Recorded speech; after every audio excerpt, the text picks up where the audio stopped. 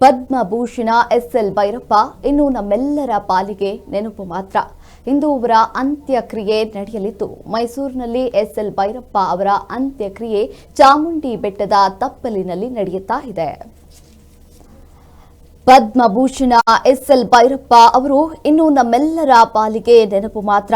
ಅಕ್ಷರ ಮಾಂತ್ರಿಕ ಸಾಹಿತಿ ನಮ್ಮೆಲ್ಲರನ್ನ ತೊರೆದು ಆಗಲಿದ್ದಾರೆ ಎಂದು ಮೈಸೂರಿನಲ್ಲಿ ಎಸ್.ಎಲ್. ಭೈರಪ್ಪ ಅವರ ಅಂತ್ಯಕ್ರಿಯೆ ನಡೀತಾ ಇದೆ. ಚಾಮುಂಡಿ ಬೆಟ್ಟದ ತಪ್ಪಲಿನಲ್ಲಿ ಇವರ ಅಂತ್ಯಕ್ರಿಯೆ ನಡೆಯುತ್ತಿದೆ. ಬ್ರಾಹ್ಮಣ ಸಂಪ್ರದಾಯದಂತೆ ಅಕ್ಷರ ಮಾಂತ್ರಿಕನ ಅಂತ್ಯಕ್ರಿಯೆ ಇಂದು ನಡೀತಾ ಇದೆ. ಸಕಲ ಸರ್ಕಾರಿ ಗೌರವಗಳೊಂದಿಗೆ ಇವರ ಅಂತ್ಯಕ್ರಿಯೆ ಅಂತ್ಯ ಸಂಸ್ಕಾರ ನಡೀತಾ ಇರುವಂತದ್ದು. ಎಸ್.ಎಲ್. ಭೈರಪ್ಪ ಪುತ್ರನಿಂದ ಈಗ ಅಂತ್ಯಕ್ರಿಯೆ ನಡೀತಾ ಇದೆ.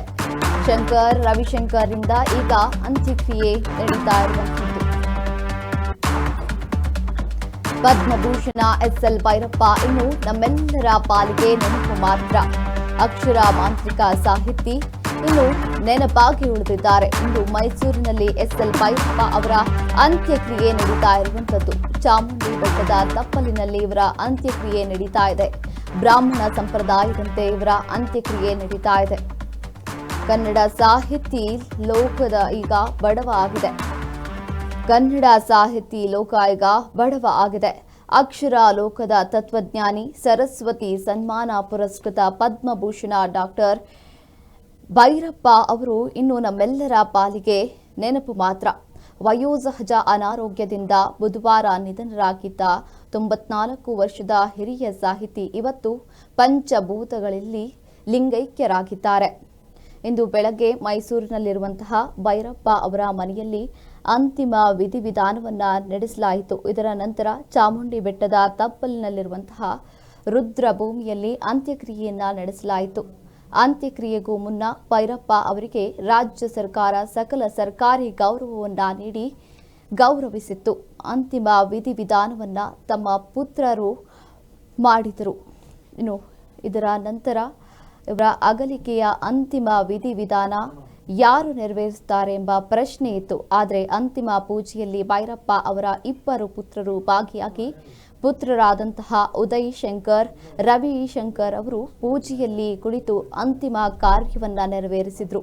ಹಿರಿಯ ಪುತ್ರ ರವಿಶಂಕರ್ ಅವರು ತಂದೆಯ ಚಿತೆಗೆ ಅಗ್ನಿಯನ್ನ ಇಟ್ಟು ಅವರ ಅಂತಿಮ ಸಂಸ್ಕಾರವನ್ನ ನೆರವೇರಿಸಿಕೊಟ್ಟರು. ಸರ್ಕಾರದ ಸಕಲ ಗೌರವದಿಂದ ಅವರ ಅಂತ್ಯಕ್ರಿಯೆ ನೆರವೇರಿಸಲಾಯಿತು.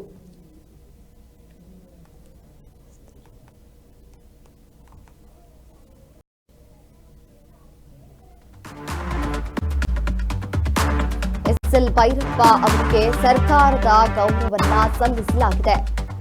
ರಾಷ್ಟ್ರಗೀತೆಯೊಂದಿಗೆ ರಾಷ್ಟ್ರಧ್ವಜ ಹೊದಿಸಿ ಗೌರವವನ್ನ ಸಲ್ಲಿಕೆ ಮಾಡಲಾಗಿದೆ. ಹಲವು ಗಣ್ಯರಿಂದ ಈಗ ಗೌರವವನ್ನ ಸಮರ್ಪಣೆ ಮಾಡಲಾಗಿದೆ. ಸರ್ಕಾರದ ಸಕಲ ಗೌರವದಿಂದ ಅವರಿಗೆ ಈಗ ಗೌರವವನ್ನ ಸಲ್ಲಿಕೆ ಮಾಡಲಾಗಿದೆ. ರಾಷ್ಟ್ರಗೀತೆಯೊಂದಿಗೆ ರಾಷ್ಟ್ರಧ್ವಜವನ್ನ ಹೊದಿಸುವ ಮೂಲಕ ಗೌರವವನ್ನ ನೀಡಲಾಗಿದೆ. ಹಲವು ಗಣ್ಯರಿಂದ ಗೌರವವನ್ನ ಸಮರ್ಪಣೆ ಮಾಡಲಾಗಿದೆ.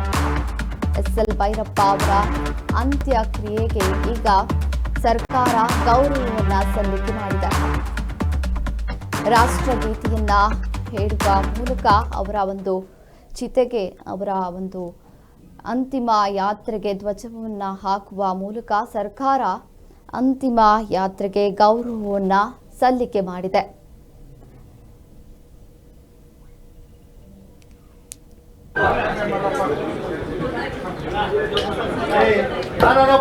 ಎಲ್ಲರಿಗೂ ಕೊಡಬೇಡ್ರಿ. ತುಂಬಾ ಜನಸಂಖ್ಯೆ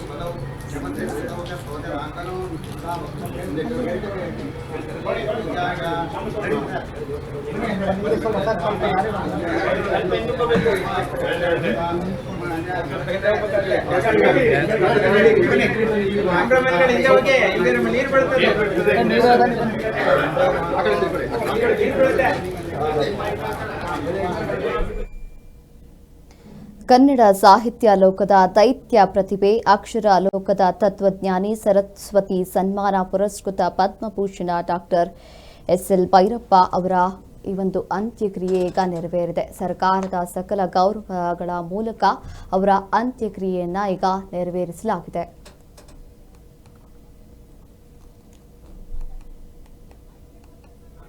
ಬ್ರದರ್ ಹಿಂದೆ ಬಾಣ ಮೊಬೈಲು